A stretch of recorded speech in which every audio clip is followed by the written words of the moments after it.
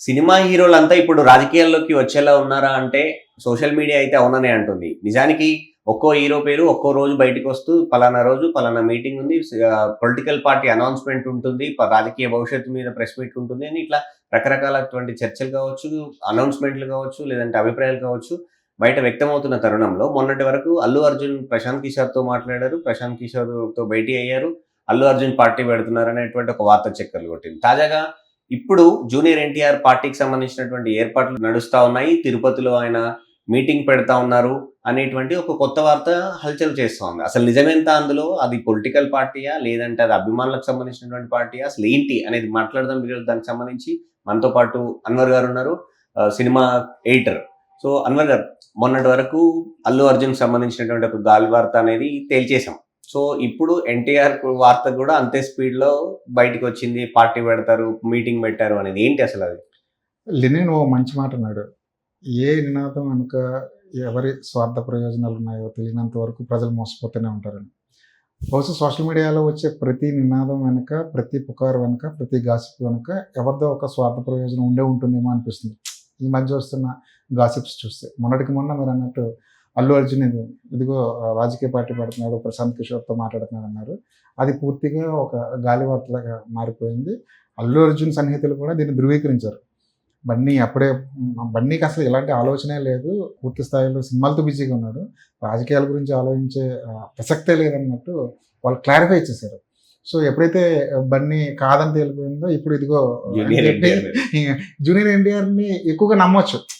బన్నీ అంటే కొంచెం అనుమానంగా చూడొచ్చేమో కానీ బన్నీ పాలిటిక్స్‌లోకి వస్తున్నాడంటే జూనియర్ ఎన్టీఆర్‌ని ఈజీగా నమ్మేయచ్చు. ఎందుకంటే తనకు పొలిటికల్ బ్యాక్‌గ్రౌండ్ ఉంది. తను పొలిటికల్‌గా ఒక మంచి కుటుంబం నుంచి వచ్చినవాడు.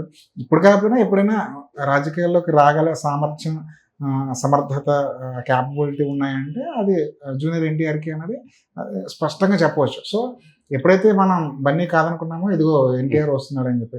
వ్యవహారం ఎలా ఉందంటే అదిగో పులి అంటే ఇదిగో తోక అన్నట్టు ఇది రాజకీయాల్లోకి వస్తాడా అనగానే ఫలానా చోట మీటింగ్ పెడతాడు, ఫలానా చోట.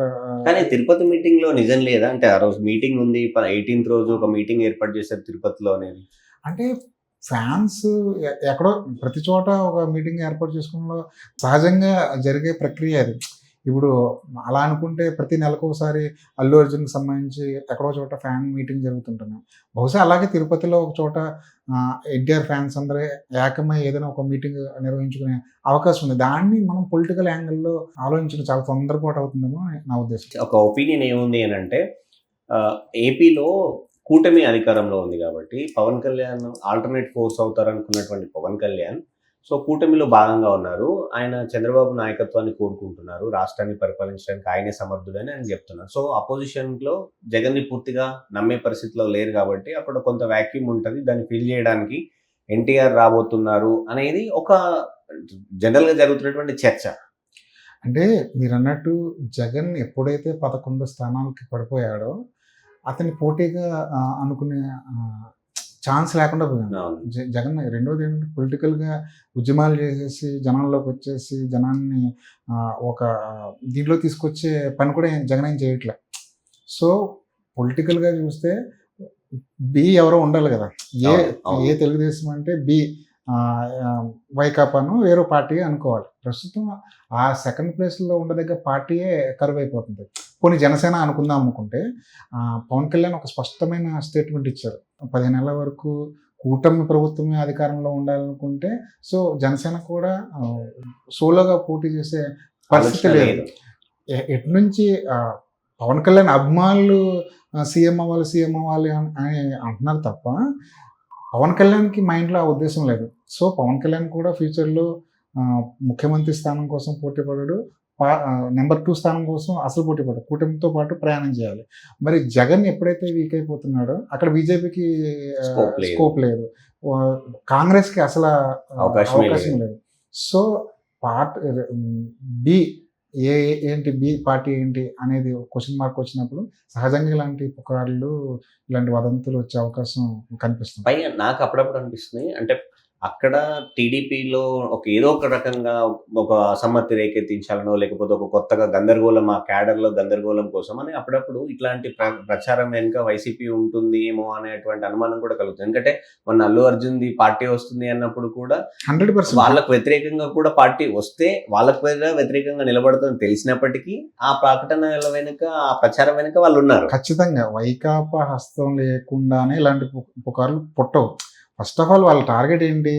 టీడీపీని ఏదోలాగా కొంచెం గందరగోళం సృష్టించాలని. అలాంటి ప్రయత్నం, ఏ చిన్న ప్రయత్నం కూడా వదులుకునే ప్రసక్తి లేదు. For example Allu Arjun topic తీసుకురావడం వెనకాల కారణం ఏంటి? లోతుగా ఆలోచిస్తే అల్లు అర్జున్ ఒక మెగా ఫ్యామిలీకి చెందినవాడు. మెగా ఫ్యామిలీకి సంబంధించి ఏపీలో ఒక పార్టీ ఎలాగూ పనిచేస్తుంది, కొంచెం స్ట్రాంగ్గానే పనిచేస్తుంది. సో మెగా ఫ్యాన్స్ మధ్య కాస్త అలజడి రేకెత్తించాలంటే వాళ్ళు ఏదో ఒక రాయి విసిరాలి. ఆ రాయి ఏంటి? అల్లు అర్జున్. సో ఇప్పుడు ఎన్టీఆర్ని తీసుకురావడం వెనకాల కూడా అదే స్ట్రాంగ్ మోటివ్ అదే ఉంటుంది. ఇప్పుడు మన ఎన్టీఆర్ వచ్చి ఒక పార్టీ పెట్టబోతున్నాడంటే ఖచ్చితంగా మనం ఏం మాట్లాడుకుంటాం? టీడీపీ ఏంటి విచ్ఛిన్నం అవుతుందా, టీడీపీ బలహీనం అవుతుందా అన్నది మాట్లాడుకుంటాం. సో వాళ్ళకి కావాల్సింది కూడా సేమ్ అదే. ఎన్టీఆర్ గురించి పక్కాగా తెలిసిన ఎవరినైనా సరే తీసుకోండి, ఎన్టీఆర్ గురించి, ఎన్టీఆర్ మైండ్ సెట్ ఎలా ఉంటుంది, ఎలా ఆలోచిస్తాడు, పొలిటికల్గా తనకున్న అవగాహన ఏంటి అనేది ఆలోచించే వాళ్ళు ఎవరైనా సరే, ఎవరినైనా అడగండి సార్, వాళ్ళు ఏం చెప్తారంటే ఎన్టీఆర్కి అప్పుడే రాజకీయాల్లో వచ్చే ఉద్దేశం లేదని కుండ బద్దలు కొట్టినట్టు చెప్తారు.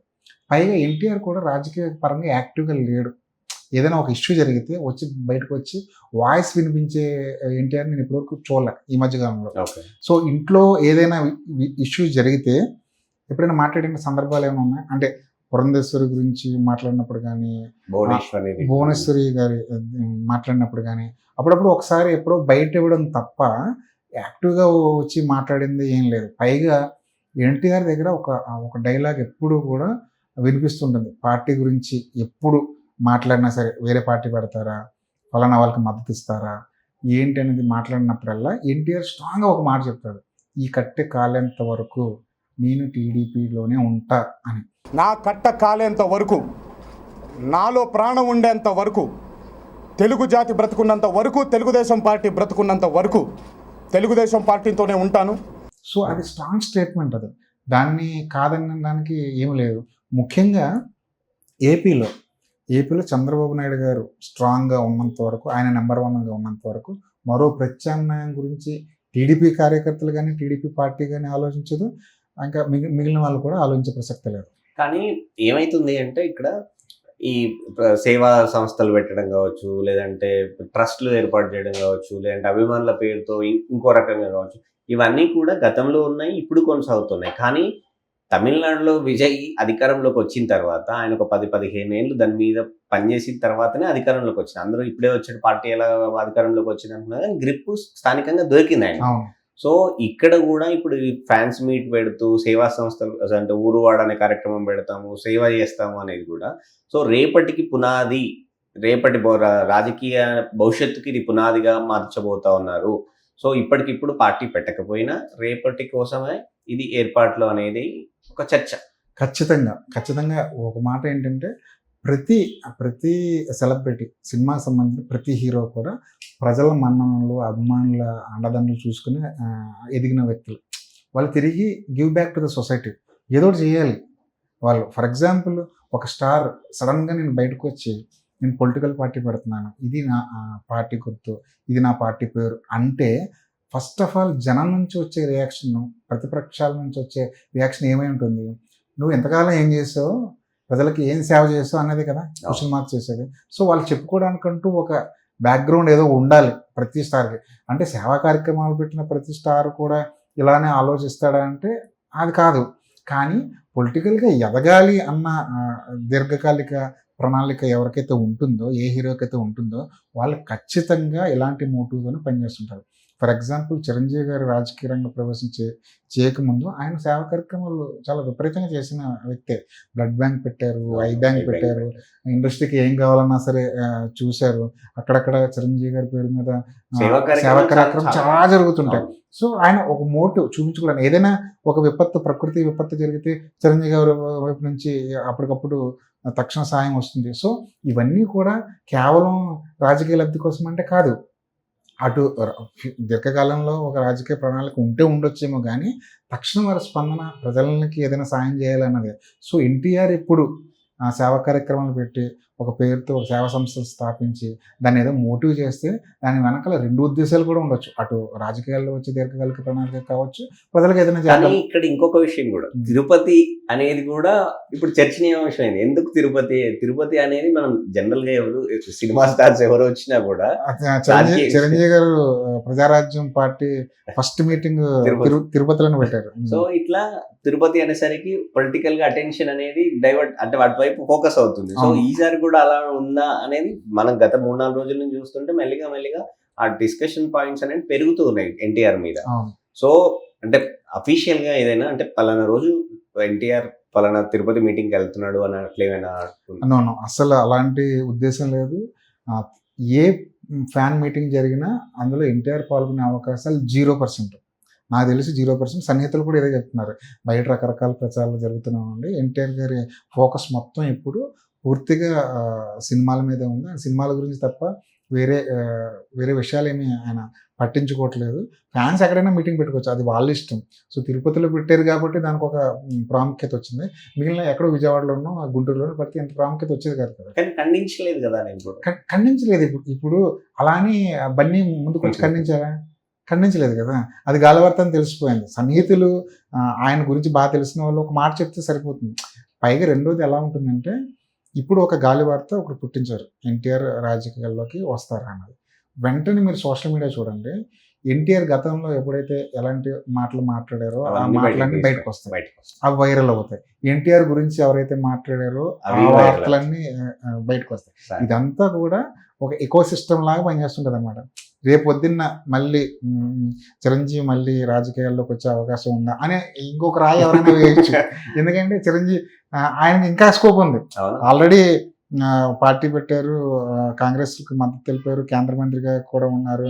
అసలు చిరంజీవి గతంలో కూడా కొన్ని నెలల క్రితం చిరంజీవిని బీజేపీలో లాక్కొని ఆయన్ని స్ట్రాంగ్ గా ప్రమోట్ చేద్దాం అని చెప్పేసి ఒక ప్రచారం అయితే జరిగింది. జనసేనలోకి చిరంజీవి వస్తారు, మళ్ళీ రాజకీయం స్టార్ట్ అవుద్ది అనేది ప్రచారం రకరకాల అన్నమాట. ఇప్పుడు జనసేనలో చిరంజీవి రావడం ఒకటి, బీజేపీలోకి చిరంజీవి రావడం ఒకటి, ఏపీ ముఖ్యమంత్రి అభ్యర్థిగా చిరంజీవిని ప్రకటించే అవకాశాలు, రకరకాల వార్తలు. ఇదంతా కూడా ఒక ఎకో సిస్టమ్ లో పనిచేస్తుంటది. ఫర్ ఎగ్జాంపుల్ అన్నిటికన్నా ముఖ్యమైనది ఏంటంటే, రాజకీయాల్లో ఏదైనా ఒక ఇష్యూ మీద తీవ్రంగా చర్చ జరుగుతున్నప్పుడు మరొక అర్థం లేని విషయం ఒకటి మీదకి వచ్చేస్తుంది, అంటే టాపిక్ డైవర్షన్ అనమాట. సో ఇది కూడా అలాగే తీసుకోవచ్చు. జనం ఎందుకు నమ్ముతారంటే ఎన్టీఆర్ విషయంలో ఎన్టీఆర్కి ఆ క్యాపబిలిటీ ఉంది కాబట్టి. ఎన్టీఆర్ ఇప్పుడు కాకపోయినా ఎప్పటికైనా వస్తాడు. అతను టీడీపీ తరఫున పనిచేస్తాడా లేదంటే సొంత పార్టీ పెడతాడా అనేది సెకండరీ. ఎప్పటికప్పుడు వస్తాడన్న అవగాహన ఉంది కాబట్టి. సో ఎన్టీఆర్ రాజకీయాల్లో అనగానే అందరూ దాని మీద ఒక ఫోకస్ చేసి దానికోసం మాట్లాడుకోవడం జరిగింది. రైట్. ఇది అంటే ఇప్పటికిప్పుడు అది జరిగే అవకాశం అయితే లేదు. ఎన్టీఆర్ పార్టీ పెట్టడమో ప్రకటన చేయడమో అనేది అయితే ఉండదు. ఇది కూడా ఒక రకమైనటువంటి గాలి వార్తే. కానీ ఆ గాలి వార్త వెనుక కొన్ని పార్టీలకు సంబంధించినటువంటి వాళ్ళ స్వప్రయోజనం కోసం దీన్ని ఇంకొంచెం పెంచేటువంటి ఆలోచనతోటి ఆ సోషల్ మీడియాలో దాన్ని వైరల్ చేయడానికి ప్రయత్నం చేస్తున్నారు. అంతే తప్ప మీటింగ్ అనేది జనరల్గా జరుగుతూనే ఉంటాయి, ఫ్యాన్స్ మీట్స్ అనేవి నడుస్తూనే ఉంటాయి. అందులో యాదృచ్ఛికంగా అది తిరుపతిలో పెట్టారు కాబట్టి అది ఎక్కువ డిస్కషన్ పాయింట్ అయింది తప్ప అంతకుమించి ఏం లేదనేది. మొత్తానికైతే జూనియర్ ఎన్టీఆర్ పార్టీ అనౌన్స్మెంట్ ఉంటుంది జూలై 18వ తారీఖు అనేది ఒక గాలి వార్త.